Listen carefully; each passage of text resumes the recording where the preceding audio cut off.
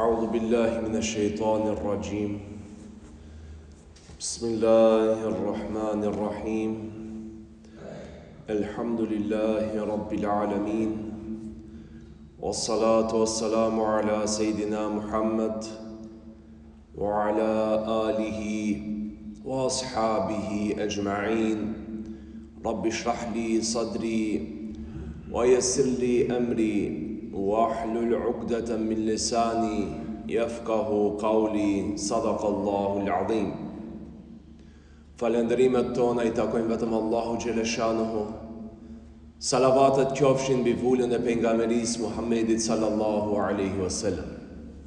Gjematin nderuar, Allahu Gjeleshanuhu është ai I cili ka vëndu ligje dhe rregulla në natyrë. Po Allahu Gjeleshanuhu si ka vëndu rregulla dhe ligje të natyrës, vetëm ai është në mundshmërinë për t'i ndryshuar dhe për t'i thyer ato rregulla. Ne nuk kemi mundësi të bëjmë ndryshime në natyrë.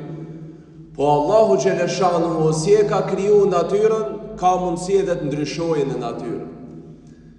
Këtu shohëm se Allahu Gjeleshanuhu për robët e vet të dashët, siç ishin pejgamberët, ka bën ndryshime në natyrë. Ne e dim se deti nuk ka rrugë, ama për Musa a.s. dhe popullin e tij, Allahu Gjeleshanuhu bani në mes të detit rrugë. Ne e dim se prej gurit nuk del sendi gjallë, po Allahu Gjeleshanuhu e bani që prej gurit të del një deve për Salihun a.s.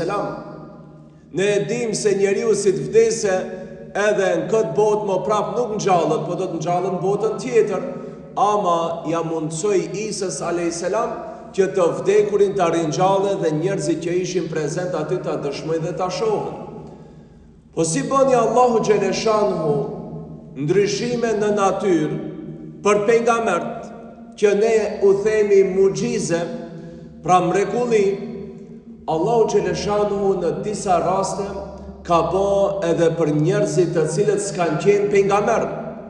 Edhe pse s'kan qenë pejgamber, po Allahu Gjeleshanuhu për ata ka bë keramete, se mucizat janë për pejgamberët, ndërsa kerametet janë për njerëzit e mirë. Thot keramete, Allahu Gjeleshanuhu ju jep njerëzve të mirë, të cilët I nënshtrohen rregullave të Zotit dhe jetojnë jetën e tyre në përputhje me kënaqësinë e Zotit. E kerameti do thot një nderim për robën e vet, ku Zoti ndryshon edhe ligjet e natyrës. Rast të këtill në Kur'an e kemi, siç e përmendëm, në ligjëratat e kaluara në kohën e Sulejmanit a.s. një njeri që nuk përmendet se ka qenë pejgamber, por që e pru atë fronin e Belkisës prej Yemenit në Palestinë brenda një sekondit. Dhe kjo është një keramet. Për Mariamën a.s. Allahu Gjeleshanuhu e bëri të mundshme ajo të ketë ushqime të ndryshme në dhomën e saj, duke mos dalë ajo prej dhome. Dhe kur hinte Zekeria a.s. që ta vizitoje në dhomën e saj ku ajo rrinte dhe bënte ibadet, kur hinte mbrenda, shifte ushqime të ndryshme. Dhe I thojtë, oj Mariam, prej nga të vinë ty këto, kur te ti nuk hije askush përpos unë, vetëm unë jom ai që hinë këtë dhomë. Dhe ti nuk del prej këtu, ka të vinë ty këto ushqime.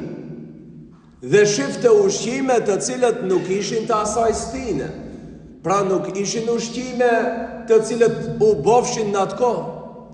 Dhe Zekeria a.s. u habitte se nga I vin. Dhe Mariamja a.s. nana e Isës a.s. u përgjigjte duke I thënë se këto janë rrezik prej Allahut. Këto janë begati dhe rrezik I Zotit të cilët ja jep Zoti kujtdo. Pra Allahu Gjeleshanuhu për besimtarët e mirë, po edhe besimtarët e mira, Zoti bën edhe ndryshime në natyrë. Edhe pse nuk është normale që në dhomë të vinë ushqime, prej nga nuk e din t'i ka vinë. Allahu Gjeleshanu për Mariamën bëhen të kësaj mënyrë furnizimin e saj. Po ashtu edhe në kohën e sahabëve, edhe në kohën e sahabëve, ndodhte që disa prej sahabëve të kenë disa keramete. Përmendet Useidi radiallahu anhu, i cili gjatë një nate, pasi ishte në mexhlis me pejgamberin alayhis salam, dhe kur dol prej mexhlisit pejgamberit alayhis salam, gishti i tij i bënte dritë. Gishti i tij bënte dritë në atë ersin që nuk u dukte rruga, dhe ai me atë dritë shkoi te shtëpia e vet. Po ashtu përmendet se në kohën e Omerit radiallahu anhu, kur ai ishte halife, dhe Omeri radiallahu anhu një ditë xumaje, duke mbajt hutbën në xhamit pejgamberit alayhis salam në Medinë, Omeri radiallahu anhu si ishte duke fol në hutbe për atë temën dersin të cilin e kishte duke trajtu, në moment u ndal edhe bërtiti me za, o sarje, tha ruhuni mbas kodre, ruhuni tha mbas kodre, edhe pastaj e vazhdoi dersin. Dhe sahabët u mërzitën dhe u shqetësuan prej kësaj thirrje të Omerit, i cili mbrenda ligjeratës foli diçka që si pjesë e ligjeratës. Dhe u habitën pse Omeri radiallahu anhu si kryetari muslimanëve që ishte në atë kohë të thirrën në atë mënyrë.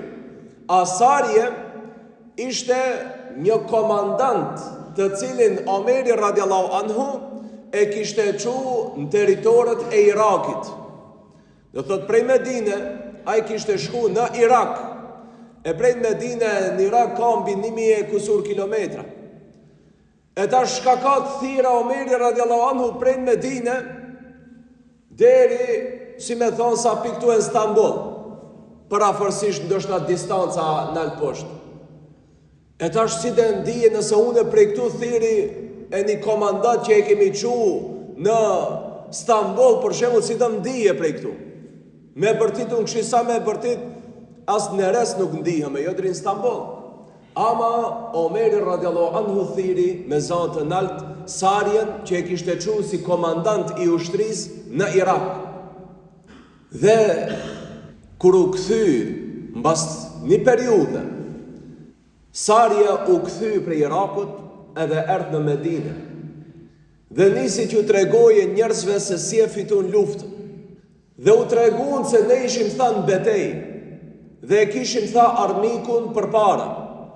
Dhe mbrenda kohës sot që ishte koha e xumas, e ndiva, thot kisari e komandanti, thot e ndiva një zanë, thot si zani Omerit, duke më thanë, o sarje, ruju mbas shpinet e kodra. Edhe tha kur u kthym, e pam tha se armiku është duke ardhur edhe prej mbas kodre. Dhe kështu tha u pregaditëm dhe nuk e lejum që ata të na rokin tudianët dhe e fitum luftën.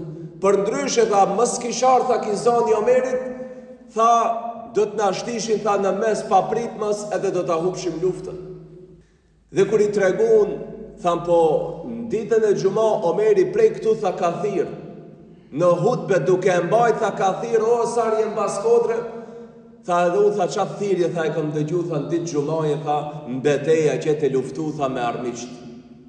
E xhamatin ndarshëm, Allahu Gjeleshanu praboni keramet për Omerin radiallahu anhu, që ishte sahabe, ama nuk ishte sahabe i zakonshëm, ishte sahabe i lidh me pejgamberin alayhis salam, ishte sahabe që u bë kryetar i shtetit musliman, ama i drejt dhe jo rasisht edhe pejgamberi alayhis salam ja dha nofkën El Faruk, që do të thote ai që e ndan të vërtetën prej të gënjeshtrës, ai që e mban drejtësinë. Dhe Omeri radiallahu anhu sot e kësaj dite është i vorosët afër pejgamberit alayhis salam, afër trupit pejgamberit alayhis salam, në mes vetëm Ebu Bekrin e ka, dhe aty te fori pejgamberit alayhis salam janë vetëm 3 xhenazet varrosta, është Muhamedi alayhis salam, Ebu Bekri dhe Omeri. E po xhamata ka nder më të madh që të jesh i varrosët afër pejgamberit alayhis salam, me miliarda musliman në për dynja, ama vetëm këta dy sahabe e patën fatin të varrosën afër pejgamberit alayhis salam. Po ashtu kur jemi te kerametet, Allahu Gjeleshanu bani një keramet edhe për Hubejb ibn Adi. Hubejb ibn Adi ishte një sahabe i ndershëm, një sahabe i dallum, i cili në luftën e Bedrit luftoi guximshëm dhe vrau disa prej kokave të mushrikëve. Po xhamat, mushrikët kur e ndëgjun se Hubejbi ka vrarë disa prej njerëzve të tyne, pagujtën një shpërblim të mirë kush e bie gjallë Hubejbi. Jo të mbytët, gjallë, se kishin qef ta kapin edhe ta torturojnë, ta masakrojnë për zgjalli, për atë që kishte vrarë disa prej njerëzve të rëndësishëm të Mekës. Dhe pasi e dhanë këtë çmim, normal njerëzit vrapojshin kush dhe se ai që do munde ta bjerë Hubejbin të gjallë. Dhe xhamat e kapën Hubejbin në një udhtim edhe prunë në Mekë. Dhe kur e prunë në Mekë Hubejbin radiallahu anhu, e lidhen dhe e mbajtën për një kohë si rob. Nuk e mbytën më njëherë. Njëherë e lanë si rob, e mbajtën disa ditë të lidhet me zinxhir në një dhomë. Dhe Hubejbi, kur hynte një grue që ishte shërptore, robnesh prej atyne pronarve të cilët e kishin kap si rob, dhe ata normal i qojshin dhe një bukë sa mes me vdek. Po tregon ajo shërptorja që më vonë u bo muslimane edhe ajo, tregon thot kur hinsha thot në dhomën e Hubejbit, vetëm unë thot hinsha dhe i psha ushqim. Po ato mi pshin pak ushqimet që t'i qoj sa mes vdese, ndoshta një kafshore bukë. Ama thot kur hinsha thot në brenda në dhomën e Hubejbit, ati ku e mbajshin lidhët, thot gjensha ushqime që nuk ja kësha që une. Gjensha ushqime thot me bollëk. Dhe une u habisha kush është ai që ja bie Hubejbit këto ushqime, kur i vetmi për t'i pru ushqim thot jam unë. Vetëm unë e hin thot në dhomën e Hubejbit për t'i pru diçka. Ama thot unë kur ja qojsha thot ushqimin, e shifsha se te Hubejbi ka edhe ushqime tjera, të cilët nuk ishin normale për kohën e as u shitshin në pazarët tona. E kjo është e kerameti xhamat kur Allahu xhaleshanu për besimtarin musliman i thën rregullat. Dhe një ditë Hubejbi kur ju afru edhe dita që ta ekzekutojnë, i tha kësaj robneshës, a ka mundësi tha të ma bishtë një brisk? Tha du tha pak të regulohëm, nuk du tha dal tha në këtë mënyrë tha para njerëzive. Se këshin bajt shumë një periudhë, do thot aty ju kishin rrit flokët, ju kishin rrit mjekra, ju kishin rrit mustaqet, tha a ka mundësi të ma bishtë një brisk, që unë tha pak drejtohëm. Tha po, edhe ju ja kishte prunë. Edhe dole jo robnesha të shohe punë të veta. Po mbrenda kohës, e shese djali asaj, djali robneshës, kish him brenda të oda e Hubejbit. Edhe ish hunshëm prejhen të Hubejbit, edhe te ishte njëri mirë Hubejbi, edhe i fëmija kish qef të rije me të. Ama kur hinin dhoma ja nana, e ati fëmis unë ngri.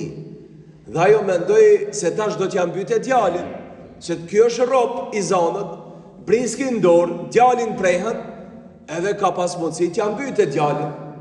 Ose ka pas mundësi t'i thote, zgjidhmi durt, zgjidhmi sinxhirët që unë e dal, ose t'a mbyti fëmin.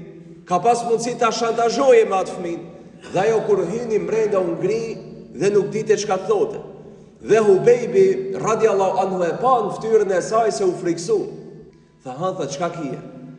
A frikësh tha se po ta mbyti djalina? Tha unë tha jo musliman dhe shok i pejgamberit alayhis salam, ne tha s'bëjmë këtë mënyrë. Shife xhamat, edhe në kohën kur jeta e tij ishte në pyetje po ose jo, ka pas mundësi që këtë ta shfrytëzoje që ai të shpëtoje. Ama muslimani mirë nuk tradhton në asnjë mënyrë xhamat. Kur muslimani mirë nuk tradhton, po qoftë në pyetje edhe jeta e tij. Muslimani si kanë thënë përpara e hub kryin ama se hub ftyrën. Ama sot se ka ngajle xhamat se e hubin ftyrën. Fatkeqësisht. Sot e hub ftyrën për një produkt vogël 500 denar që ati aje shet besën, e rejen e bën bejen Allah, vallahi billahi bën atë rejen të fliqën. Aje trahton Allahin e po trahtoj ka diçka tjetër. Kur e nxorën për ta vrajt, e lidhen, do thot Hubejbin, edhe nisën të gjujnë me shigjeta, po Ebu Sufjani u tha, gjujni tha me shigjeta, ka kamët, ka dort, tha jo që ta mbytim, se kom qef tha ta mbyti, tha ka dal, që a qes shpirtin tha për izeti, që a qes shpirtin me zorë, mëse mbytni tha më njëherë, vetëm tha ka kamët, tha gjujni, ka krahët, edhe tha kom ta mbyti, tha ka dal, dhe ata gjujshin me shigjeta. Edhe i shkoj Ebu Sufjani nga tha, o ti Hubejb, a këshe pas qef, thot, ti thot tishe të shpia jote me fmite tu, me gruën tande, e në qket vend thot tishte Muhamedi, se ti thot jetë e umbit për Muhamedin, a Muhamedi tha rrit e shpia, e ti tha mbytu, tha këtu, tha të ki druni. Jo, tha, unë tha s'kom qef, tha Muhamedit a.s. As një ferë tha ti hijet e dora, jo tha ti hijet tha shpata, ose shigjeta. Dhe Ebu Sufjani u habit dhe u këthy ka shokët e vetë, tha nuk këm pa, tha dë një njeri, ta dun, thot shokët e vetë, si e dun, thot shokët e vetë Muhamedin a.s. S'këm pa, thot në dynja, këm hesët na për mbretni, edhe mbretni të Persis, thot edhe mbretni të Romakve, nuk i respektojnë, thot njerëzit e vetë, si e respektojnë, thot shokët e vetë Muhamedin a.s. Që ma vonë, që ki Ebu Sufjan pohët musliman edhe ki? Ama në këtë moment ishtë duke torturu dhe në qatë mënyrë xhamat e mbytën edhe i dol shpirti duke e gjujt ka dal. Po xhamati ndershëm, para se të vdese Ebu Sufjani tha, a don tha dëni send. Hubejbi tha, du tha ti fali tha 2 rekate. Nëse më lejon tha, ti fali 2 rekate, tha, që jo bëllë tha është para vdekjes. Tamam, ja lejoj të qohët ti fali 2 rekate, dhe i fali jo shumë gjatë, shkurt. Tha Hubejbi, di kisha falë, tha ma gjatë, ama tha mendova se ndoshta dhe thujni ki e zgjatë namazin për frigës që mëse mbyti. E tha që mës mendojni se jo frigacak e zgjati namazin për frigës, tha të kisha zgjatë namazin, po tha e fala shkurt që mës mendojni se jo frigacak e zgjati për frigës. Dhe atër xhamat e morën dhe ekzekutuan. Dhe përsëri e lam farët që ashtu ndru. Dhe xhamat, para se me i dalë shpirti, tha, o Allah, që i tha selam Muhamedit a.s. prej mu. Dhe Allahu Gjeleshanu më njerë në atë moment e që i melekun Gjibril. Dhe i tha, o Muhammed, në këtë moment, tha jonë duke e mbyt, tha Hubejbin, e o të që selam ty. Dhe xhamatin dhe ru, pejgamberi a.s. e që i natën një shokun e vetë, tha shko tha edhe mere tha gjenazën e Hubejbit. Mere tha ta vorosim tha gjenazën e Hubejbit. Dhe shkoj xhamat njani prej shokëve të pejgamberit a.s. dhe hypi ndru edhe nisi t'ja zgjidhe kamët edhe durët, se e këshin lidh edhe kamët edhe durët që ja këshin lidh. Për drunin, për degët e drunit.